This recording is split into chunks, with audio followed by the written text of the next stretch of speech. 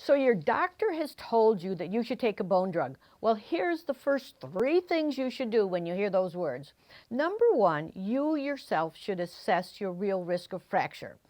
You can do this most simply by using the fracture risk assessment that I developed on betterbones.com. Of course, one important factor is if you've already fractured, then we know there's something going on. You should take this seriously. If you have a family history, if you're using medications that increase the risk of fracture, like steroids and antidepressants and antacids and many other medications.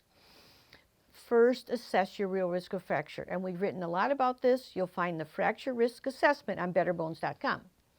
Second, ask your doctor to do a medical workup looking for the causes of bone loss, looking at things like vitamin D, loss of calcium in the urine, parathyroid hormone, cortisol level, DHEA, and most importantly, bone breakdown level.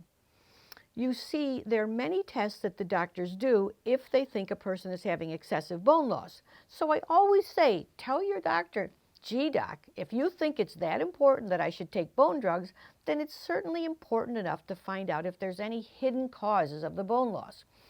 So get my medical osteoporosis medical osteoporosis workup. We'll give you the link to that. It's right on betterbones.com. You take that document, print it out, and take it to your doc and say, Doc, have I had all these tests? If not, I'd like all these tests to see if there isn't any hidden cause of bone loss before we start talking about bone drugs. I can't tell you the number of clients who come in, have not been tested for anything, and are told to take bone drugs. And then later you found out they were losing calcium in the urine, or they even had a parathyroid problem, or their vitamin D was extremely low.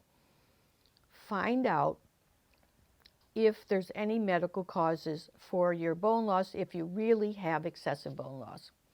And number 3, of course, you should take charge and do a complete Better Bones, Better Body program.